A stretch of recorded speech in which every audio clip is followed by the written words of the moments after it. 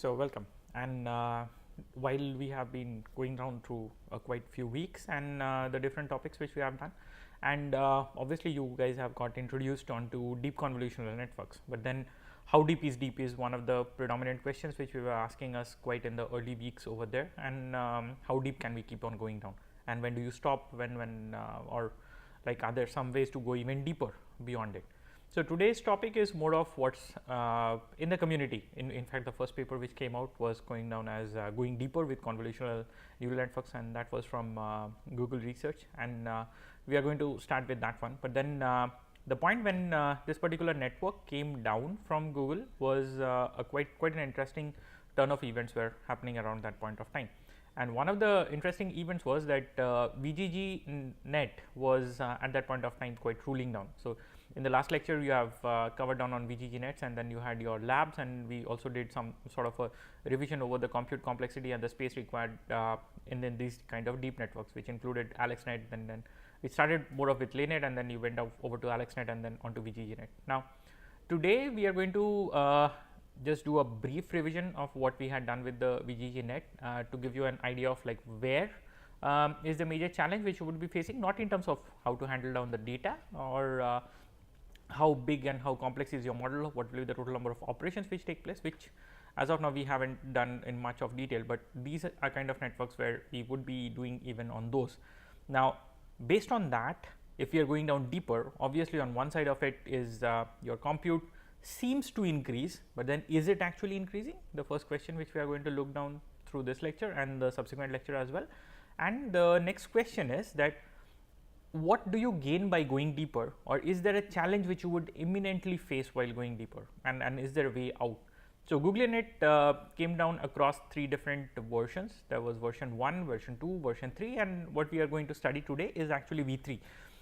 So, V3 or the third version of it is also what's called as Inception V3 because of a particular module which is called as an Inception module, and these are the particular ones which have actually shown down that you can have like really deep networks, and with a clever idea of how to get down your gradients working out really good, you can actually do a backpropagation, and then that would stabilize the whole network much easily. So, let us get into that. The organization for this lecture and another subsequent to that one. So, in between we will in the next lab in the next lecture we will be having a hands-on session on the lab model for GoogLeNet, and then subsequent to that I would be covering 2 more. One of them is called as ResNet and the other is called as DenseNet. And then these if you go through a generation of this one, then what we are speaking down is quite recent. These are just last half a decade. In fact, DenseNet is 2017 itself. The paper was published in 2017 CVPR. ResNet is from 2016 CVPR. So, you do get like where we are currently standing now. So, let us start with going deeper with convolutional neural networks, and this is the title of the paper which we are going to follow down, and that is also called as GoogLeNet Inception V3 for common notions. Now, let's have one very basic revision over VGG. Now, one thing which you were looking down when you were doing down at VGGNet was that we were not taking down more of like uniform kernels, and the point was that what you had is you had subsequent layers of convolution with 3 cross 3, and one of the major reasons of doing multiple banking. So, somewhere in the first time you had just 2 convolutions, then you downsample, then you have 2 convolutions, then downsample, and then you have 3 subsequent convolutions. And one of the reasons why you had these kind of stacking down going down is that so that you have a much wider receptor field over there taken down. So, instead of having one 5 cross 5 spatially spanned out convolution, we can think of looking into the same kind of an area by taking down multiple 3 cross 3 convolutions. So, you can have 2 subsequent layers of 3 cross 3 convolutions, and that would be able to discover features quite similar to what you would be discovering in a 5 cross 5 convolution. However, the downside is that what you are essentially doing is over here, if you have a 3 cross 3 convolution and then a 3 cross 3 convolution over here, the features derived at the second layer are what are all dependent on the features derived over here, and they will all get modified. There is no way that the features over here can be carried forward subsequently over there. We do not have that option of doing it in a VGGNet. So, if you have subsequent convolutional layers, so it means that the output of the previous layer is definitely going to get modified, and you do not have any way of carrying out. So, that essentially would mean that if I want this image in its raw format also being carried down over here down till so maybe at the last point of it, it just the intensity of the image is what it remains as one single pixel over here. I do not have a mechanism of taking it down, but then from your current understanding of traditional methods of learning based computer vision is where you have seen that there can be very simple features as in what is the intensity of the image, even that can be used as a classification metric. What is the average intensity, whatever is the minimum intensity, what is the maximum intensity, then you can have some of these features like just take down in a block wise level what is the average intensity over there. So, in fact, low pass filtered versions of the image can also be used as some sort of features at the final classification, but here in these kind of direct convolutional networks you do not have such way, and then all the features which you are going to describe, they are within the same receptor field in terms of like your spatial span is always 3 cross 3. There is nothing like I can have certain features in 3 cross 3, I can have another group of features which are excited in 5 cross 5, another group of features in 7 cross 7, another group of features in 11 cross 11. That is not present over there. However, from our understanding of classical learning based vision, we do know that there are feature descriptors which we use which actually are of a different receptor field. Now, this is where Inception V3 comes to play. So, what we have is a model which looks quite like this. That looks a really scary spider web to a lot of people. Now, not to get you guys confused, so this was 2015. So, what we are going to do now is to the best architecture from 2015, next the best architecture from 2016, next the best architecture from 2017. So, 3 award winning architectures in just one week's lecture is what we give you a touch. So, it looks really hard, but we need to get started with that. So, where it starts is over here. You see this point is my start point and you can follow these arrows. Okay.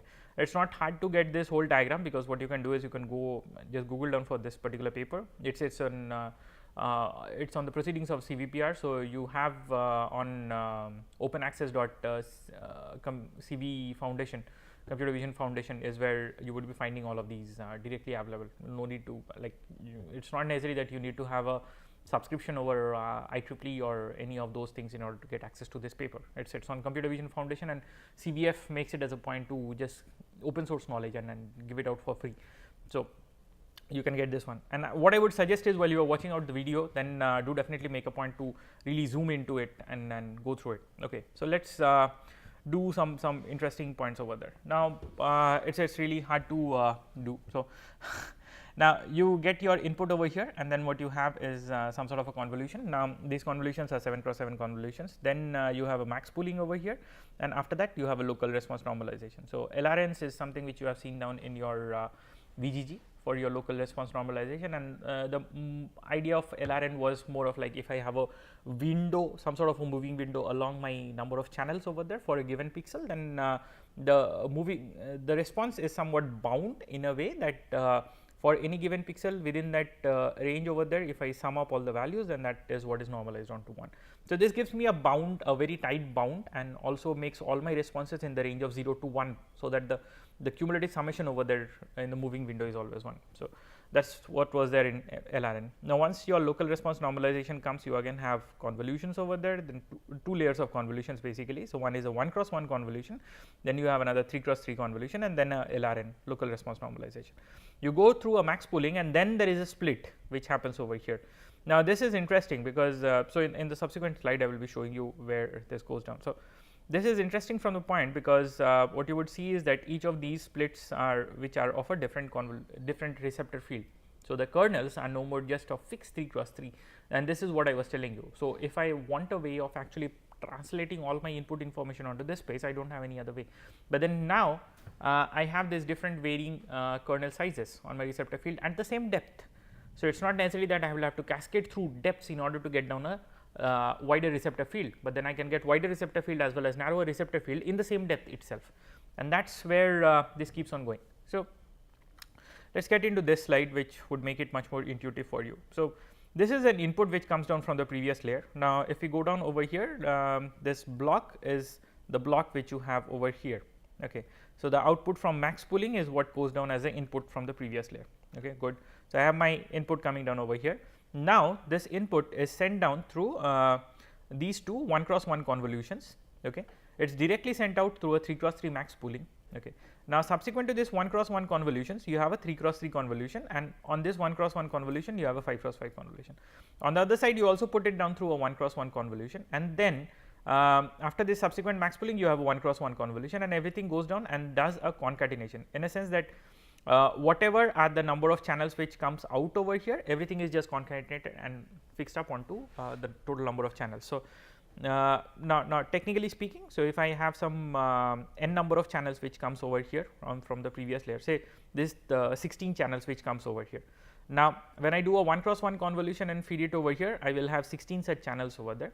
Now, essentially what that does is across my channels, across any pixel on all my channels, it is going to run a convolution and find out across the channels for a given pixel what is the total aggregate response coming down, and multiple of such aggregate response. So, now I can have 16 inputs over here and 16 such 1 cross 1 convolution kernels. So, this will give me 16 outputs. Okay. Now, from here if I do a 16 1 cross 1 convolutions, that is also something of the same, but then now here I introduce these 3 cross 3 convolutions which are going to mix up the receptor fields over there. Now, technically you could say that well, we could have pretty much put down only this one over here. Yes, that is possible. The only point is that you will have these extra buses coming down, like from here you would be connecting down onto here, then from here you would be connecting down to here. And the other point which will happen quite for sure is that what we are learning essentially in these 1 cross 1 convolutions are something which are needed in terms of kernels of 1 cross 1 in order to learn down effective features in 5 cross 5. And so, what that necessarily means is this 1 cross 1 convolution block is learning something which is very different from this 1 cross 1 convolution block, and that is also learning something which is very different from this 1 cross 1 convolution block, because this is one arm of discovery of features which works in tandem together. This is another arm which works in tandem together, and that is why we do not have a shared connections between these 1 cross 1 convolution blocks. Okay. Now, the next one is you push it through a 3 cross 3 max pooling, and now once you have it pushed through a 3 cross 3 max pooling, you go down to a 1 cross 1 convolution block again over here, and then you concatenate. So, if there are 16 channels from each of them, then you know that concatenating 4 such 16 channels, you are going to get a 64 channel output from here, and that is typically what an Inception module does. So, let us get back over here, and then you would see what comes down. So, you have your inputs coming down, and this is your Inception module which goes down, your depth concatenation. Now, the output of this depth concatenate is what is again fed down to your Inception module, which is quite in the similar case. Now, once this is done, then you have the first level of max pooling. Now, this is once where you have a size reduction by 2, this is again where you have a size reduction by 2.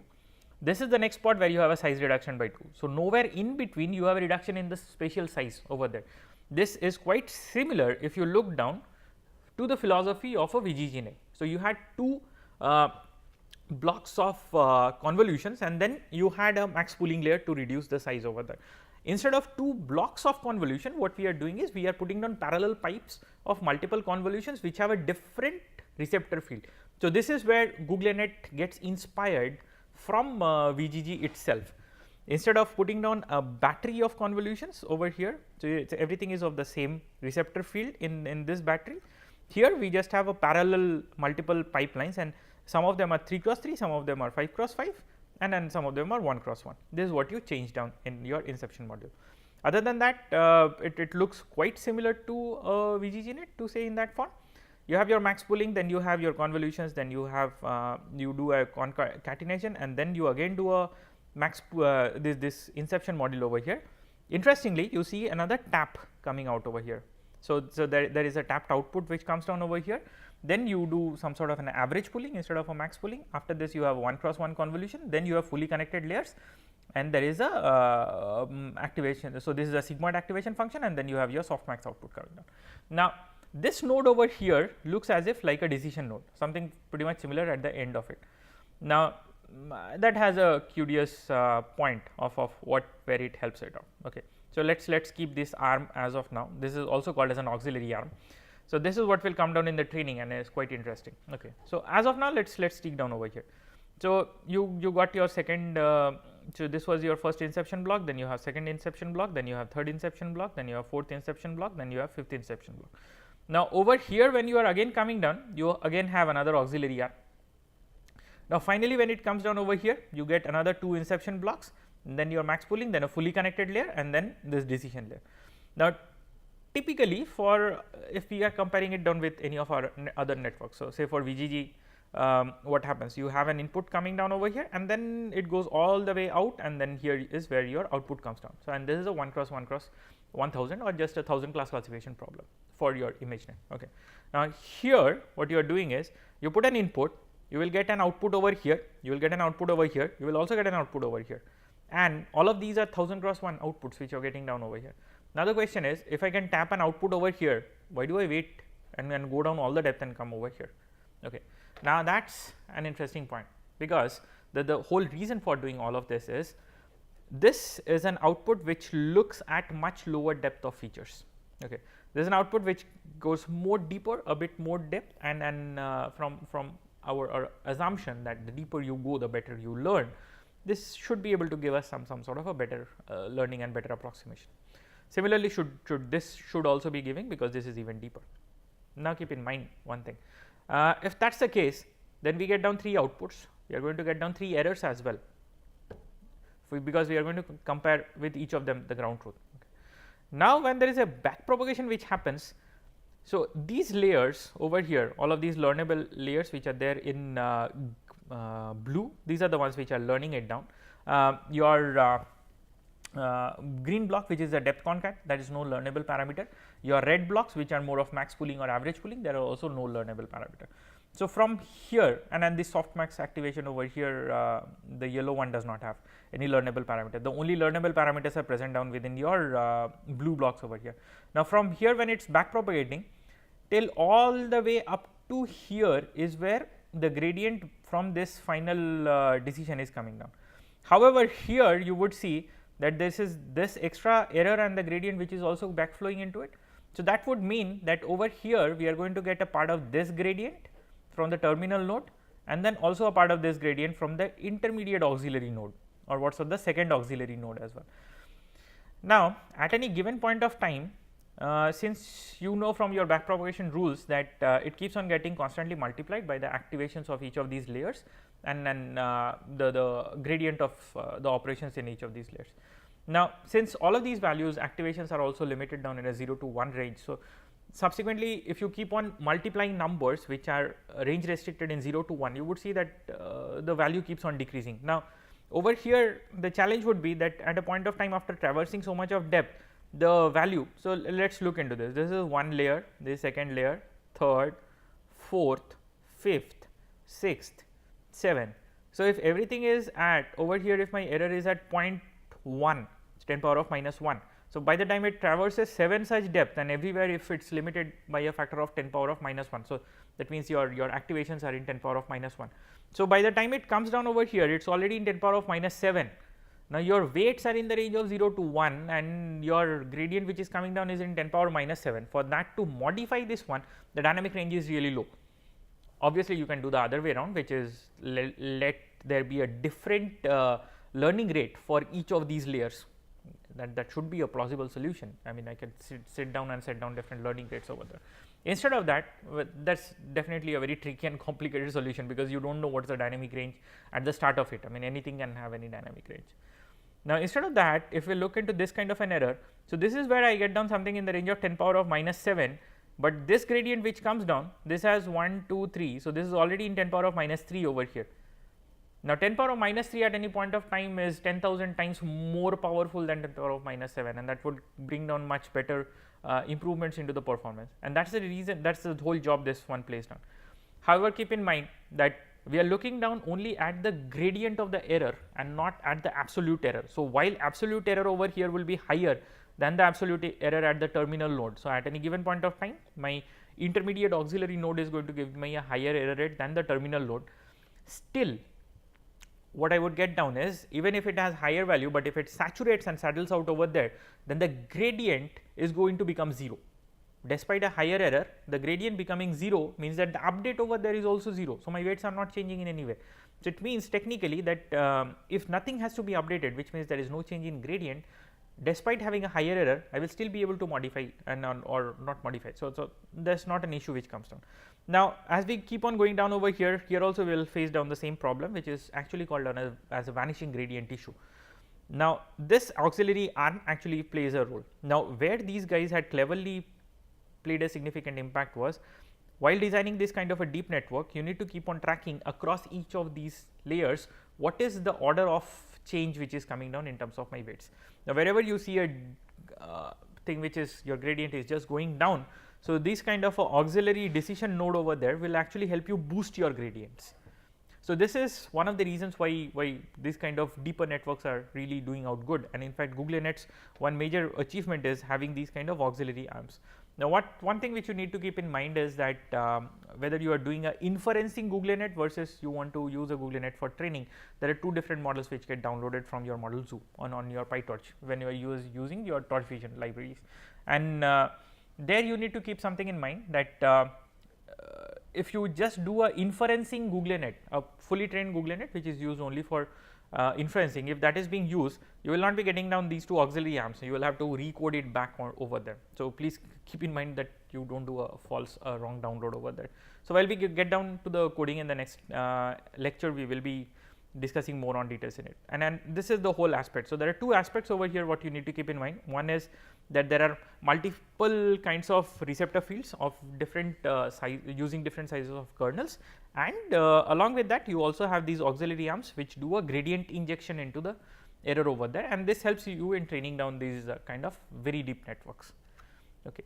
So, let us get down into some of these intricacies in terms of the parameter space and what is the total number of operations which gets down over there. Okay. So, if you look down on the first part of it, the first convolution is a 7×7 convolution with a stride of 2. So, if you get an input over here of 224×224×3 or 3×224×224, whatever convention you would like to do. So, the spatial size is basically 224 pixels into 224 pixels, and it is 3 channels over there. Now, the first one which has a patch size of or kernel size of 7×7 and a stride of 2, and it also has a padding over there, keep in mind. So, this padding is basically a 3×3 padding, otherwise you will not be getting down a 112×112×64 over here. Okay. Now, once this comes out, and then so this convolution is there, what is at a learnable depth of 1. Okay. Now, from there you get down, so the total number of parameters which comes down over here is 2.7 thousand parameters, and the total number of operations, which is the number of multiplies, adds and accumulates which you do over there in terms of floating point numbers and everything, is what comes down to 34 million operations over here. So, this is to look into the compute side of it. Next, you have a max pooling level over there. So, max pooling of a 3×3 and a stride of 2 is what produces this output from the given input. Next, you again have a convolution over there. This convolution is a 3×3 convolution and with a stride of 1. So, what this is going to do is a 3×3 convolution with a stride of 1 and a padding of 1 and 1 obviously over there is what produces this output, and you have 192 such channels coming down over there. So, these are the depth of 2. Okay. Now, over here in total the total number of parameters which you learn down, so learnable parameters, right. So, this is what we had discussed in the earlier one when looking deeper into deep networks and trying to understand the compute complexity. So, the learnable parameters are just what reside within your weights over there, and then your max pooling or nonlinear transformation operations, they do not have any kind of learnable parameter. So, here we have 112,000 learnable parameters, and total number of operations it would do is 360 million. Okay. So, similarly you keep on going for each of these inception blocks. So, the next one is what is called as 3A and 3B. So, 3A and 3B are subsequently like this. So, this is at my first level, this is at my second level, then I have 3, this is my third level, this is A, this is B. Okay. Then after this max pooling, I get down my level 4. So, this becomes 4A, 4B, 4C, 4D, 4E. Okay. So, that is essentially what is going down over here. So, I have my 4A, 4B, 4C, 4D, 4E, and for each of them you have your kernel sizes which are given down, as well as your output sizes also coming down. And similarly, you keep on doing the same thing for your next layers, and then this. Now remember one thing, like we do not give down explicit kernel sizes over here, because your inception block is what is defined over here. So, there is no need, because these are pretty much fixed kernel sizes over there. Okay. Now, what is coming down is definitely what is the size of the output, and you can pretty much see this size of outputs over here. So, this can be used for you to actually map down what is the total number of channels in each of these kernels coming down over here, and that combines together comes down to 364,000 parameters and 73 million operations going down. So, now finally, this is the total space. So, now if you would like to look at the model complexity, you can actually sum up this parameter space and get down your size of the model which would be working it out. Okay. Now, let us get into what it performs like. Now, performance wise, GoogLeNet, so it was published in 2015 on the conference, but then it did win the ImageNet challenge in 2014 on the first place, and the top 5% error, where top 5 error is where out of 1000 categories which you have to predict, if your answer matches down in the top 5 predictions over there, you say it as a true match. Now, with that top 5 one, the error percent is the lowest till that point of time. The preceding one was obviously VGGNet, and it came down to 6.67%. So, this is about trying to go very deep with this, because you can look down at GoogLeNet, that is much deeper, more number of convolutions as compared to the VGG. Obviously, it has now there is one thing interesting. If you sum this one up, you would find that the total number of parameters is actually lesser than a VGG, whereas the number of operations is more than a VGG. That is on the other side of it. Now, that is quite interesting, that the total number of parameters goes down, but then this also reassures us back to the fact that the depth of a network actually does not have any role, any direct role to the number of parameters. It is a complex function of the kernel sizes and the number of kernels used per channel in the depth, and other than that it would not be coming out. So, that is where we come to an end with going deeper with convolutions, and stay tuned for the next lecture, where we enter into much more very deep networks called as ResNet and dense nets. Thank you.